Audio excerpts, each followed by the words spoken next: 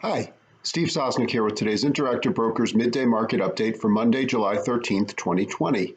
Another day, another rally. As we're recording this, the S&P is up just under 1%, and all the other major indices are up. Why? Yeah, we just are. What's starting to get to me here is I really see evidence of what I'm going to just call rampant speculation. And it's coming in so many forms. So let's try to dive. First, let me give you the symptoms. Let's take this from a doctor's point of view. Symptom number one is froth. When I look at, I consider and have for some time Tesla to be the the benchmark of speculative fervor. And when I see the stock go up, 10% a day, every day, you have to realize that is just speculation piling on itself. At this point, it's almost impossible to short it because you could just get carried out immediately. So it's a risky trade, and I think people realize it. So while money keeps flowing in, it's going to flow in. The stock keeps rising at a parabolic rate, and here's where we are today.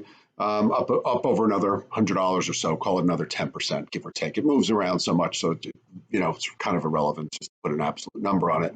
But the problem with all these parabolic situations, and I'm going to include the Nasdaq as a whole, is that you can't really get in the way of it. You know something crazy is up, but you can't. It's very hard to stand in the way of it. You can exit the position, or you can try to gamble and hope that you can catch the winner before it falls. But that's one of the situations. Ask yourself this before you invest in some of these stocks: is Tesla really worth 70% more than it was last week? Hard to justify that, but if you've been making money trading it, good for you. Another situation is the situation involving SPACs. That's a term that sort of sticks its head up basically only during frothy markets.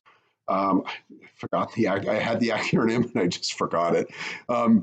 Basically, it's a black box. It's somebody coming in and saying, I'm going to create a company that's going to buy other companies, and you're going to finance this in the stock market for the purposes of, we'll eventually both make money, but just trust me. Under no normal circumstances are these typically desirable investments, yet money is flowing into them, partially because at a certain extent they've worked when they've bought sexy stocks. Nikola, the truck company that doesn't actually have a truck, the electric truck company that doesn't actually have a truck, being one. We saw another example with Fisker today.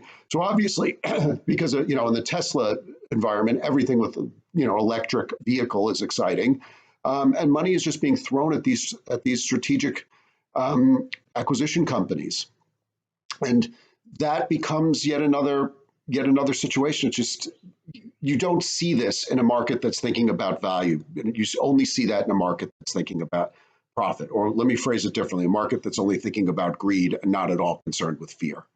And even from just a valuation standpoint of more normal companies, ask yourself this question: is Apple really worth 90% more than it was a year ago at this time? Basically, when I look at it, the growth has come from the P in the PE multiple. Is that the sort of thing that should happen in a very liquid monetary environment? Yeah, that's when you do expect multiple expansion, and we've seen it. We've seen it in spades. Unfortunately, we've also seen it in companies where there's no E specifically at the bottom, or in companies that have very low earnings, and the money is just flowing. As I've said to you, I think this narrative is that the Fed is just endlessly liquid. The numbers don't show that.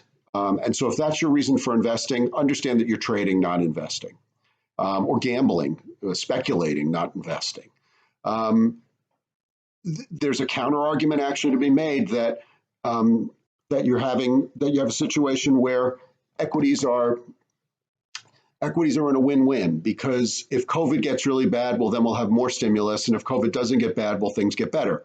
So, again, these are the kind of mentalities that you're dealing with. This is the mentality you have when it's all about greed, not about fear. That can be a very profitable investment climate or trading climate, but it's kind of a rotten investment thesis.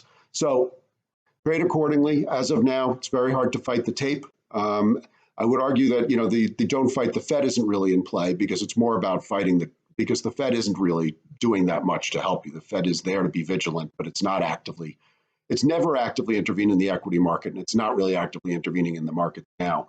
But don't fight the tape certainly applies here because the tape is very strong. The momentum is very strong. The speculative fever is very strong.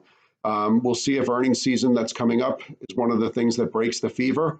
But as of now, markets seem to love what they see. Have a good one.